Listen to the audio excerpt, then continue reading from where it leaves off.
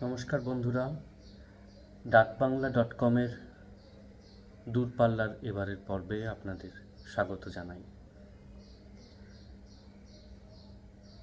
অনিবার্য কারণে মন ভার হয়ে আছে, মেজাজ একেবারেই ভালো নেই, কিন্তু কাজ সে তো মন খারাপ মানে না, ফলে কাজে ফিরতেই হয়।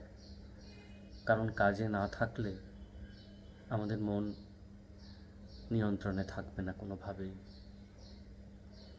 আপনারা জানেন যে দূরপাল্লার এই সমস্ত আড্ডায় আমি আমাদের বেড়ানোর অভিজ্ঞতা ভাগ করে নিই, কখনো ছবি সহ, কখনো ছবি ছাড়া।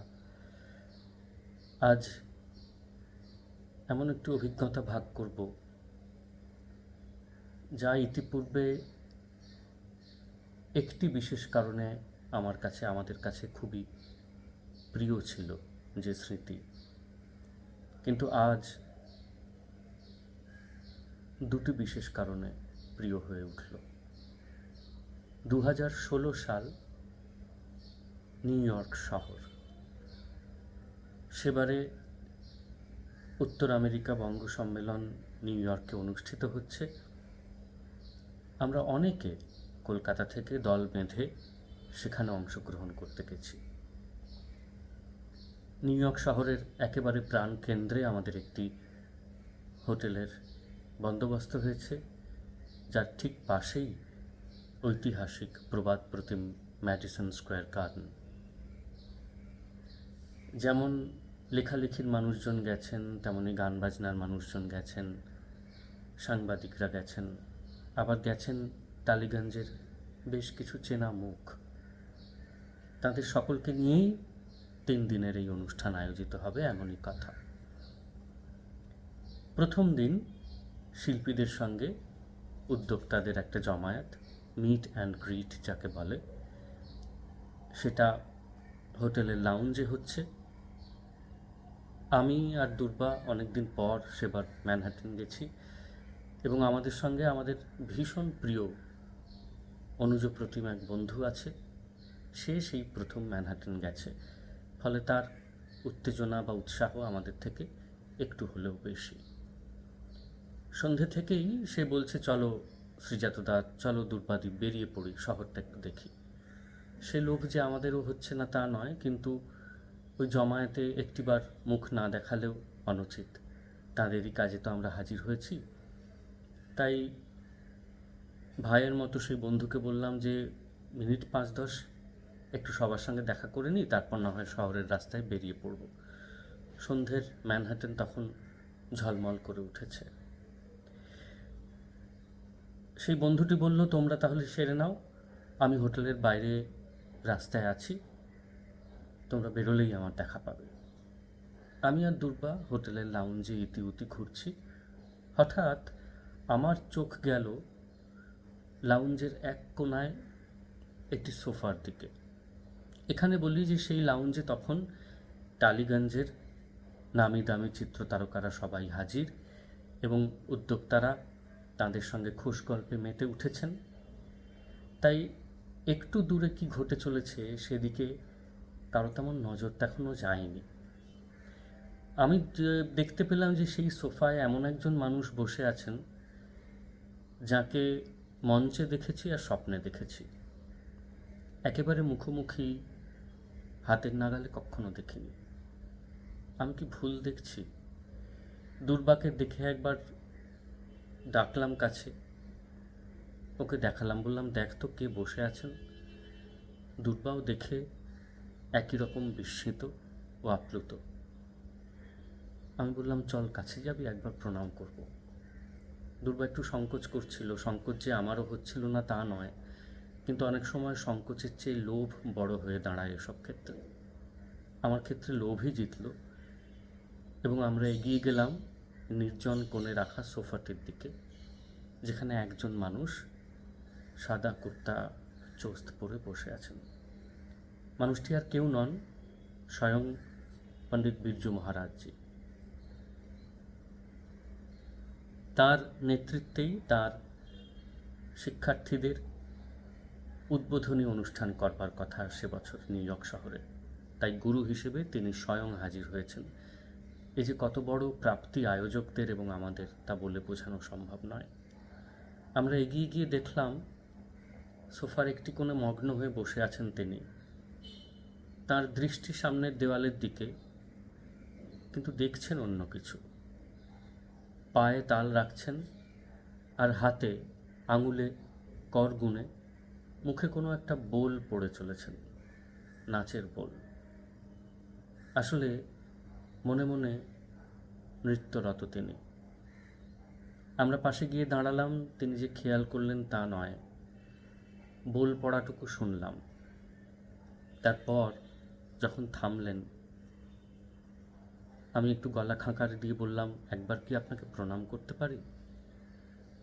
তিনি তাকালেন আমাদের দিকে, কিন্তু বুঝলাম তার মন তখনও নাচের তালে তালে চলেছে।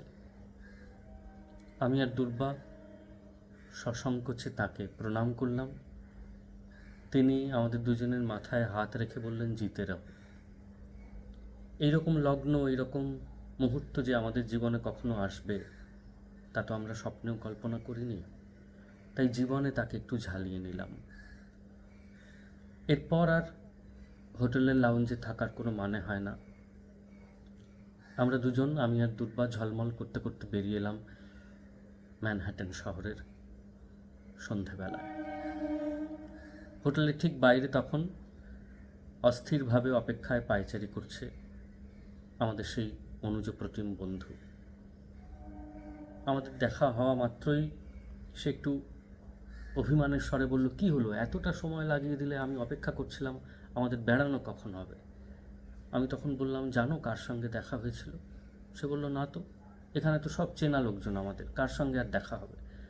আমি তখন বললাম যে হোটেলের ভিতর বসেছিলেন পণ্ডিত বিরজু মহারাজজি, আমরা তাকে প্রণাম করে এলাম। তখন সে আমার দু কাঁধ ধরে ঝাঁকিয়ে বলল, কি বলছো শ্রীজাতদা, ছবি তুলেছ একটা? আমার তখন খেয়াল হলো, না, ছবি তো তোলা হয়নি।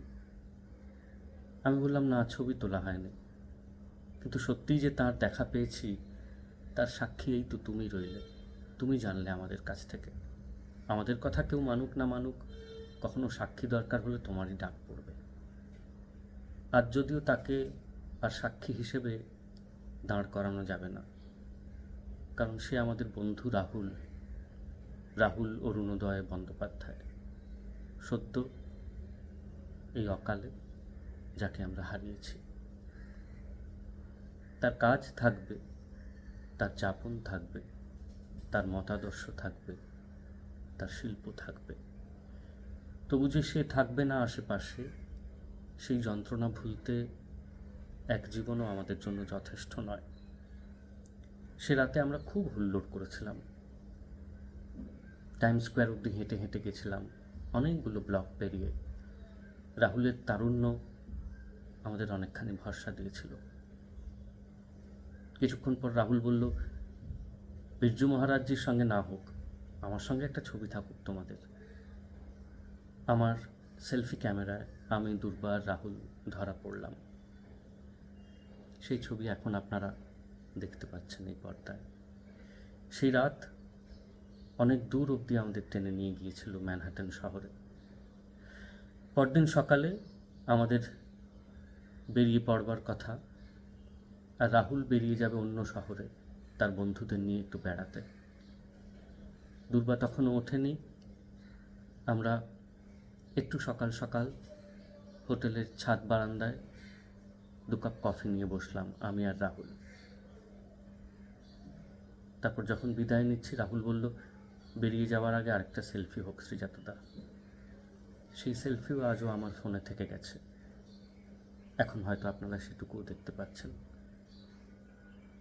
এরপরও হয়তো কাজের সূত্রে, বেড়ানোর সূত্রে অনেক জায়গায় দেখা হবে, কিন্তু রাহুলকে আমি চিনতে পারবো না, রাহুলও আমাকে চিনতে পারবে না। আমাদের এই পৃথিবীতে যেটুকু চেনা হওয়ার দেখা, সেটুকু শেষ হয়ে গেছে। আছে কিছু ছবি আর কিছু স্মৃতি। আজ আমাদের ছেড়ে রাহুল সত্যি অনেকখানি দূরপাল্লায় রওনা হয়েছে। মৃত্যু পরবর্তী জীবনে আমার কোনো বিশ্বাস নেই বলে রাহুলকে বলতে পারছি না ভালো থেকো। কেবল আমরা যারা ওকে ভারী ভালোবেসেছি তাদের স্মৃতিতেও যেন উজ্জ্বল হয়ে থাকে চিরকাল, এটুকুই চাইব। আপনারা ভালো থাকবেন। দূরপাল্লার পাতায় আবার দেখা হবে।